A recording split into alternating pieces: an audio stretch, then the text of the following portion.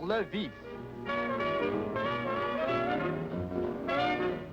Une production de l'Office national du film. À chaque semaine, une équipe mobile de l'ONF vous invite à les suivre au cours d'un reportage éclair sur un aspect de la vie canadienne.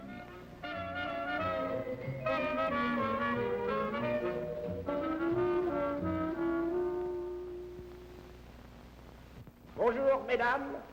Bonjour, messieurs. Il y avait une fois un clown du nom de Finfinot Norbert. D'ailleurs, il en avait l'air. Qui, avec son ami, Henri Beaujolais, entreprit un voyage plus ou moins sage. Car qui les attend? Le cynique Satan. Et son copain croque à sa faim. Oh! Qui, en voyant nos deux aventuriers s'approcher, montra les dents. Hein? Alors, croque à sa faim, c'est dit, mais ça, c'est un bon repas, et pourquoi pas? Alors, si gros, si rond, et si grand. Oh! Vous avez aimé ça, cette histoire-là?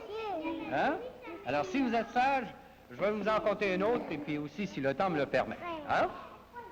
Bonjour, messieurs, dames. C'est Gilles Laroche qui vous parle de Montréal. Ces petits bonshommes et ces petites bonnes femmes à qui je m'adressais il y a un moment sont des pensionnaires à la crèche d'Ioville. Sur le vif cette semaine, il sera donc question de ce petit monde et de l'œuvre que poursuit cette institution. Ceux qui parmi vous aiment les enfants seront servis à souhait, car il y en a de tous les âges et pour tous les goûts.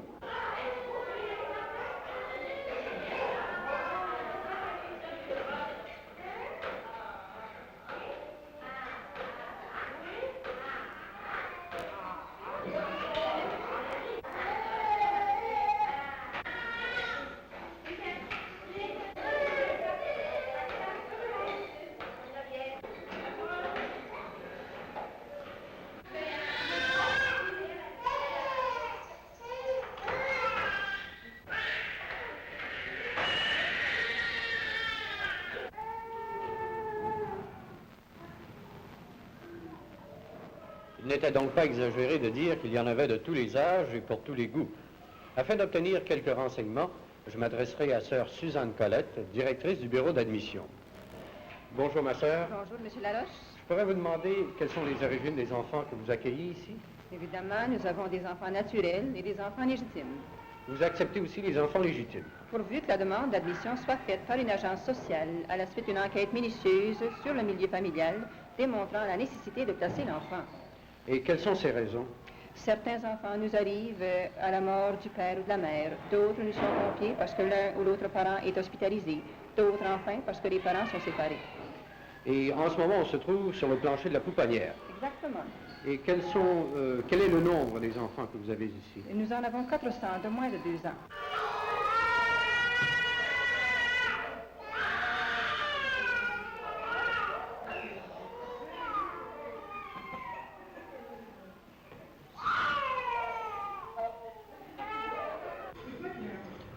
Alors, ma sœur, tous les poupons que nous voyons sur ce plancher sont des enfants naturels. 2 tiers de ces des enfants sont naturels. L'autre tiers sont des enfants légitimes qui nous sont confiés temporairement par les agences sociales. Ah, pour les mêmes raisons que nous avons déjà mentionnées plus tôt. Exactement. D'où viennent les enfants naturels, ma sœur? La plupart des enfants naturels naissent dans des maternités privées. La maternité communique avec la Société d'adoption et de protection de l'enfance qui envoie une travailleuse sociale auprès de la mère pour discuter de ses plans et aussi pour s'occuper du transfert de l'enfant à la crèche. De quel plan ou projet le représentant de l'agence sociale discute-t-il avec la mère?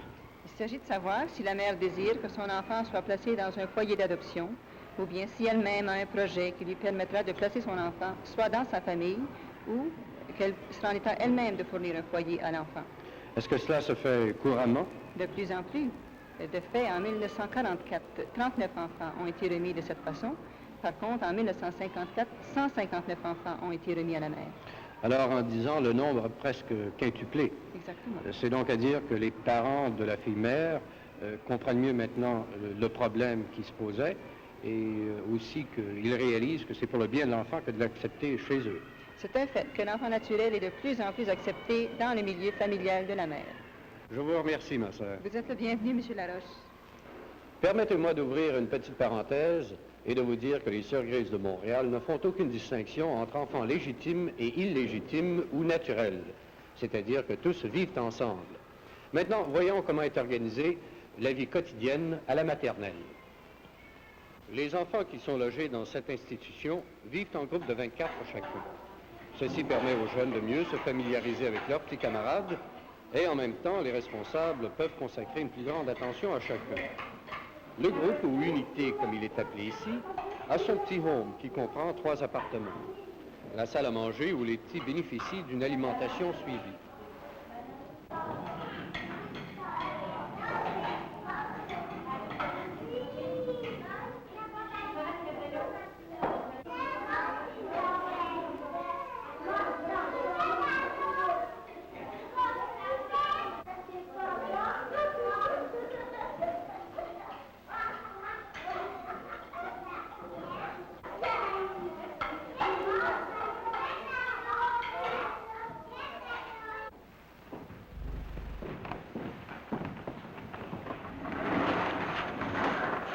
Après un bon repas, la sieste est de rigueur.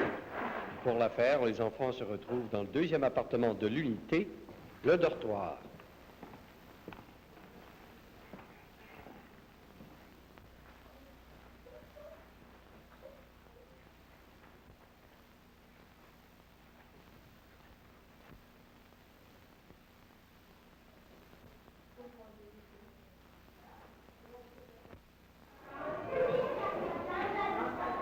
Après le dodo de l'après-midi, le beau temps le permettant, les enfants jouent à l'extérieur. Sinon, ils se retrouvent dans la 3e pièce de l'unité, la salle de jeu, où chacun, vous pensez bien, s'en donne à cœur joie, sous la surveillance d'une religieuse et de 3 aides.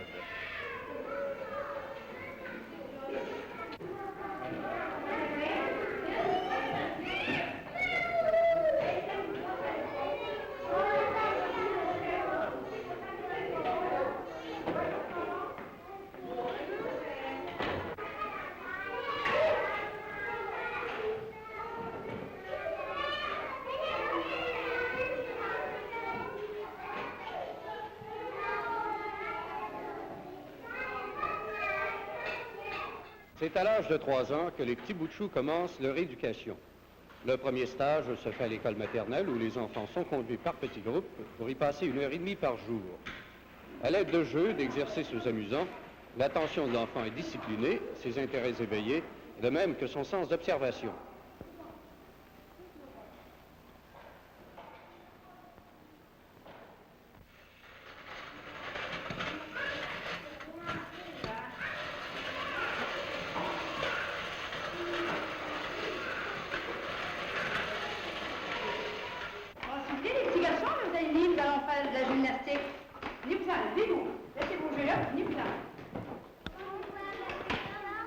Bonjour, ma sœur. Monsieur. Permettez que j'interrompe un moment? Certainement, monsieur. C'est une belle grande famille que vous avez là, hein? Ils sont nombreux assez, mais dans l'après-midi, nous en avons un autre groupe, de 14, du même âge à peu près, qui viennent. Alors, c'est ce qui me fait 28 élèves, hein? Ah bon, et c'est facile, j'imagine, de s'attacher à eux? Ah oui, parce que réellement, ils sont attachants, hein? Mais il y en a auxquels on ne peut pas s'attacher beaucoup, parce qu'il y en a qui ne sont pas très longtemps, hein? Ils viennent passer 3 semaines ou 1 mois, alors... Mais pour quelle raison viennent-ils pour si peu Il y en longtemps? a des cas, vous savez, que si la mère est hospitalisée, alors ils viennent passer quelque temps seulement, et puis ils s'en retournent dans le foyer Dans quand le foyer il est après? leur mère. Ah Oui. bon. Et pour mener une classe comme celle-ci, j'imagine que vous avez suivi un entraînement? Oui, monsieur, nous avons fait 1 an de pédagogie spécialisée à l'Institut pédagogique, où on nous a enseigné la pédagogie de l'enfant, du jeune enfant, et puis la préparation de ce matériel que vous voyez ici, que nous avons préparé nous-mêmes. Alors, il y en a qui sont de votre imagination. Ah oui. Il faut en créer à tous les jours pour le maintenir oui, leur il faut intérêt. avec des idées, vous savez, parce qu'avec ces petits-là, il faut changer tellement souvent. Hein. Oui. Alors, est-ce que vous me permettez maintenant d'observer justement la gymnastique que vous avez Certainement, annoncée? monsieur, certainement. Ce sont des petits gestes appropriés à leur âge, hein, mais c'est fin de les voir, parce qu'ils Bon, ne alors sont pas je vais- encore bien vieux. Oui, je vais observer. Bon, si vous voulez, les petits-enfants, nous allons imiter le train.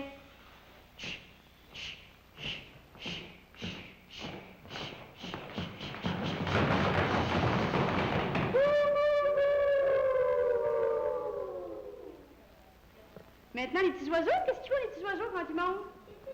Pip, pip. Encore. Pip, pip, pip, pip, pip.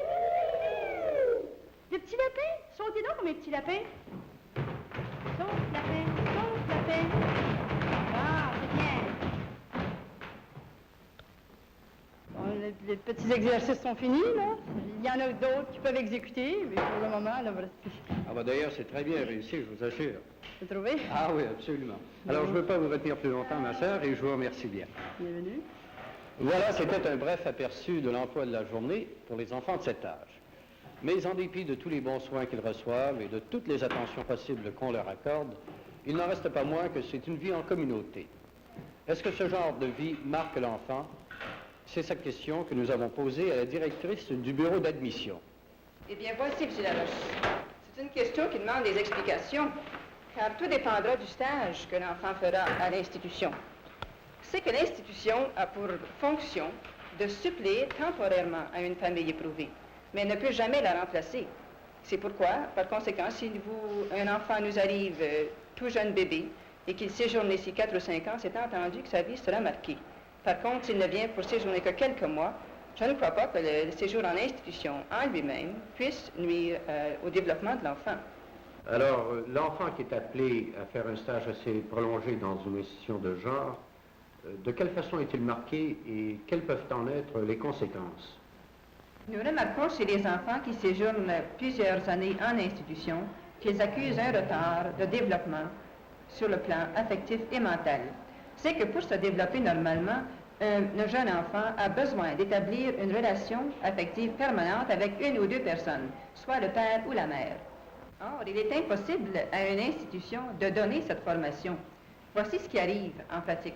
Sur le plan affectif, c'est que l'enfant ne pourra pas donner ce qu'il n'a pas reçu, c'est-à-dire de l'affection. Il est vrai qu'il recevra de l'affection de différentes personnes de l'institution, sans toutefois se sentir attaché à elles. Les conséquences de cet état de choses fera que l'enfant développera un sentiment d'insécurité, qui sera de nature à lui nuire dans ses relations futures. Donc, le problème se pose pour les enfants naturels, ceux qui n'ont pas de famille. Mais non, car grâce à la popularité que s'est acquis l'adoption, la plupart des enfants abandonnés à la naissance trouvent des parents adoptifs avant l'âge de 6 mois. Alors, quelle serait la catégorie d'enfants affectés par cette situation anormale?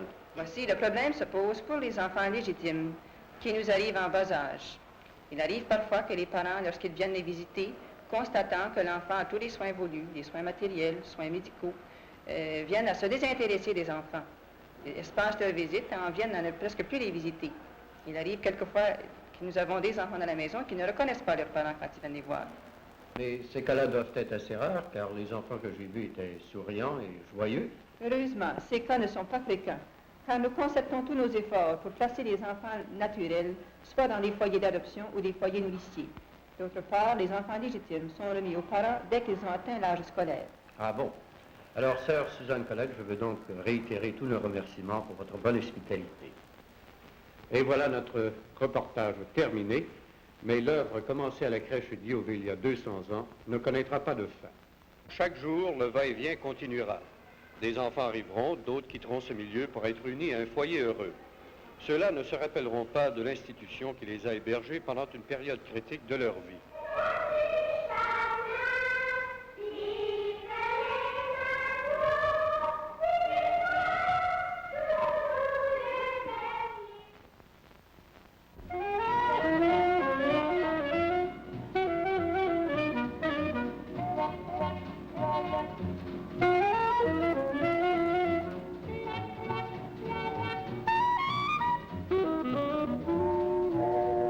C'était une production de l'Office national du film.